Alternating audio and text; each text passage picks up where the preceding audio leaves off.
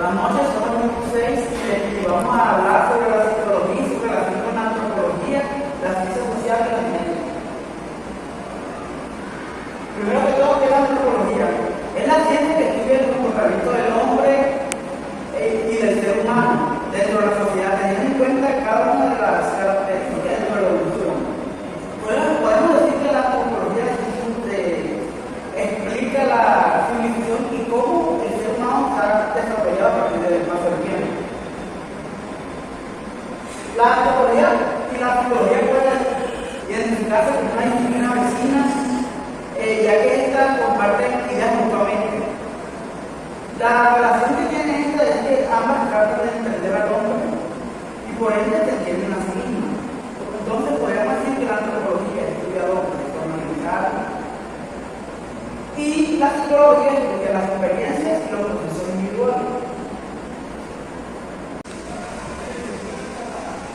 Dentro de la psicología antropológica se encuentran las siguientes ramificaciones, que son la psicología cognitiva y la psicología psicoanalítica. En la antropología cognitiva es más un enfoque de la antropología cultural y biológica, en la que los académicos utilizan los métodos y teorías de la ciencia cognitiva para desarrollar conocimientos compartidos,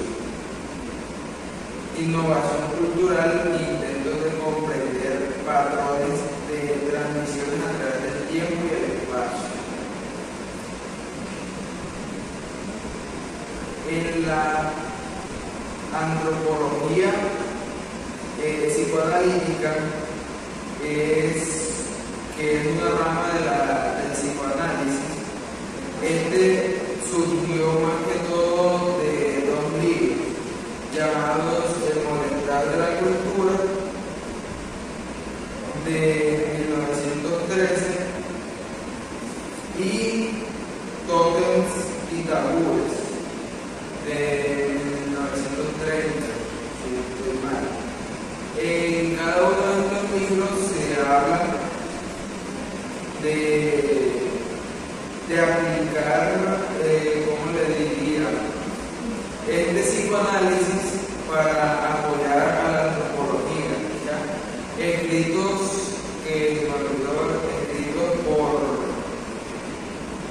por Freud, que se considera el padre del psicoanálisis. Entonces, él a través de estos libros buscó plasmar en qué se necesitaba el psicoanálisis para ayudar a la antropología.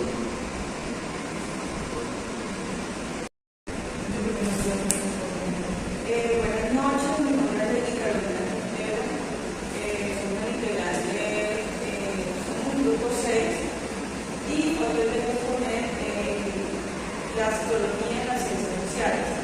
La psicología en las ciencias sociales es más que estudiar el individuo en la sociedad.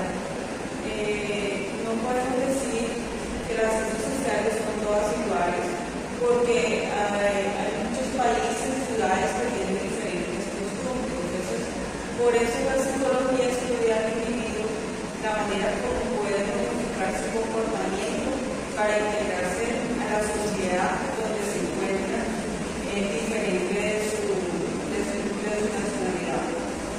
Entonces, por ejemplo, la psicología como ciencia social se puede sacar en muchos campos. Por ejemplo, en el derecho tenemos un chico que ha cometido un delito y para poder estudiar este chico hay que primero mirar cómo fue su educación, su entorno, sus estudios, porque se comportó de esa manera. Entonces, la psicología como ciencia social mira mucho el individuo, la forma como modifica su conducta. ¿Ya? Buenos días, yo vengo a hablar sobre la psicología social. La psicología social tiene orígenes a 1879 con la aparición de la psicología de los pueblos. La psicología social es el estudio de las relaciones sociales y cómo éstas influyen y modifican la conducta, los pensamientos y sentimientos de las personas. Esta también es definida como la ciencia que estudia los fenómenos sociales e intentan descubrir las leyes por las que se rige la convivencia en nuestra sociedad. Se encarga de investigar las organizaciones sociales y trata de establecer los patrones de comportamiento de los individuos en los grupos. Del mismo modo, estudia la manera en cómo piensa, siente y actúa el ser humano, con lo que llegamos a la conclusión de decir que la psicología social estudia al ser humano en sus tres dimensiones. También entendemos que esta psicología analiza las normas y principios que moldean la convivencia entre humanos. Gracias a esto, hoy conocemos más sobre temas como los patrones de conducta, los roles sociales, las relaciones sociales, la identidad social, los estereotipos, los valores, trabajo en equipo y el liderazgo.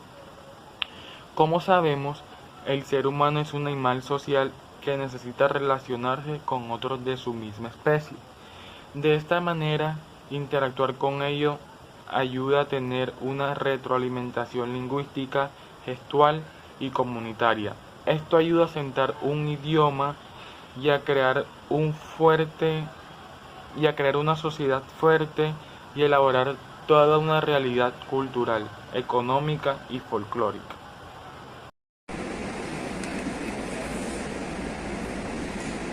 A menudo tendemos a pensar que nuestra psicología, nuestros patrones de comportamiento, nuestro carácter, nuestra actitud frente a los demás se forja a través de nuestras interacciones con la sociedad y cómo nos relacionamos en el tiempo. Pero hay que tener en cuenta que también hay un factor fundamental dentro del comportamiento humano, porque la genética no solo predispone ciertas características físicas, como por ejemplo el color de nuestra piel, el color de nuestros ojos, sino que también heredamos de nuestros padres o se interpreta dentro de la genética de nuestro ADN ciertas características que influyen de manera directa en nuestro comportamiento. Podemos ver que, por ejemplo, el coeficiente intelectual se hereda en un 50%, la creatividad en un 25%, la dificultad lectora en un 30%, la sensibilidad en un 25%, la neurosis en un 50% y la esquizofrenia en un 70%.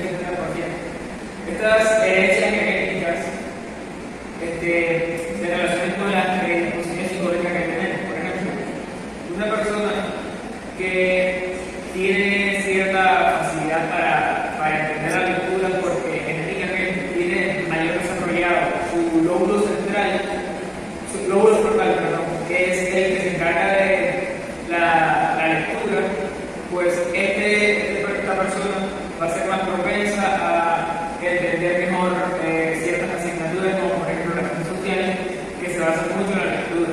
Y también explica por qué ciertas personas tienen más facilidad para entender, por ejemplo, las ciencias sociales y otras tienen más facilidad para entender las matemáticas, por ejemplo, y viceversa, ¿no? Que también se les dificulta.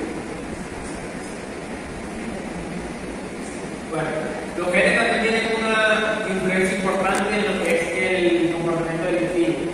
Porque el diario El País en el 2013 sacó una nota que se llamaba Cerebro del Delincuente.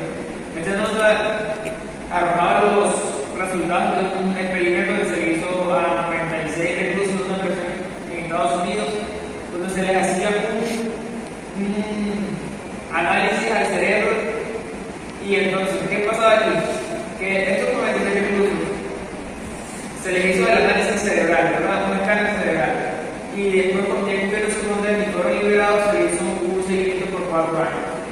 Los reclusos que presentaban una mayor actividad en el CSA sentían menos a reincidir en las conductas delictivas, y los que tenían menor actividad en el cerebro eran más propensos a volver a cometer delitos.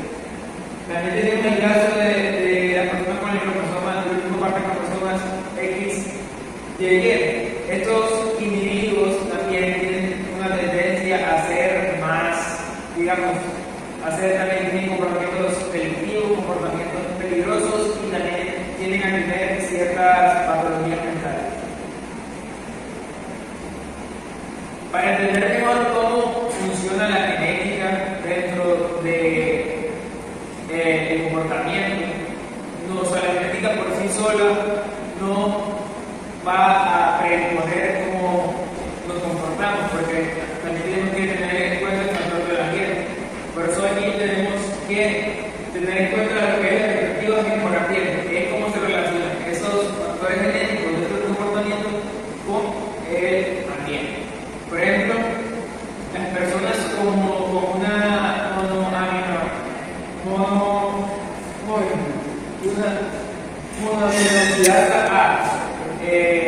baja, que sufren maltrato en su infancia, son menos propensas a tener comportamientos antisociales cuando son mayores que las mismas personas que tienen una monoaminosidad alta, que también sufren, digamos, maltrato en su infancia. Estas personas que tienen esa monoaminosidad alta son más propensas a tener un comportamiento delictivo cuando son mayores. También la genética o ciertos genes afectan nuestras emociones. Por ejemplo, se dice que la espiritualidad tiene un componente genético. Las personas con la enzima BMAT2 son más propensas a ser espirituales, y se sabe que la espiritualidad y las religiones han sido un pilar fundamental dentro de las sociedades, porque ha ayudado a que el humano siga adelante, digamos, frente a las adversidades que tiene, porque ve en la espiritualidad una salida, porque la vida no es simplemente plana, sino que hay un más allá, y por eso las personas tienen esa capacidad de sobreponerse a las adversidades a través de la espiritualidad. Esta espiritualidad no podemos estar relacionada con ciertos factores genéticos. También tenemos el caso de la felicidad. Se dice que el 50% de los humanos son muy felices, el otro 50% de los humanos no lo son tanto.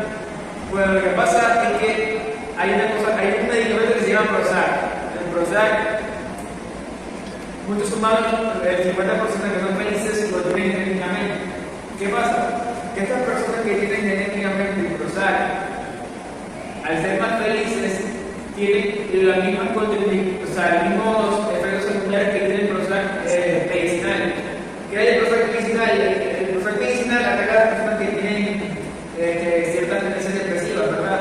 Entonces, los efectos secundarios son que atacan al líbido y al sexo. Entonces, las personas que son más felices por su genética tienden menos a relacionarse sexualmente con otros individuos, y al contrario, las personas que tienen el Prozac más bajo son más propensos a relacionarse sexualmente con otros individuos, también por la secreción de dopamina que genera esta actividad. Buenas tardes, yo le voy a hablar de la psicología genética. La psicología genética es una rama de la psicología que estudia el comportamiento y la conducta del ser humano. En esta psicología genética no es lo mismo genes que génesis. Génesis es lo que uno hereda, y génesis es el desarrollo del comportamiento, como lo dije en lo anterior, de la conducta humana. Ahora vamos a hablar de la teoría genética de Jean Piaget. El autor de esta teoría genética, la mayoría de sus estudios se dedica al aprendizaje y a la inteligencia. Él considera que la inteligencia es como la parte fundamental, psíquica, de las actividades, es decir, recuperar el equilibrio perdido. Así aceptando que la conducta y su fundamental teoría hace parte de la teoría pisitiana, encargándose del equilibrio. El nacimiento de la psicología genética se debe a Ian Bianchi en 1980 y se considera que es la más grande investigación. También para Ian Bianchi se considera que un niño que desarrolla su comportamiento es un niño que desarrolla su inteligencia. En este caso de la psicología genética, lo que nos está dando a conocer en todas las conductas es que cuando los niños nacen, tienen un proceso de adaptación de comportamiento al sitio, a las cosas. Es un niño que está recibiendo mucho conocimiento, lo cual va a hacer que ese niño vaya desarrollando cada día sus actividades, y eso lo hace que desarrolle sus inteligencias. A que un niño que no desarrolle su comportamiento es un niño que se va a quedar ahí y no va a ser un niño que desarrolle la inteligencia. Entonces lo que habla Ian Bianchi en esto y nos está dando a nosotros a entender es la conducta, el comportamiento y el desarrollo, sobre todo más en los niños. Cuando nosotros ponemos a los niños en ciertas actividades y otros niños en otras actividades,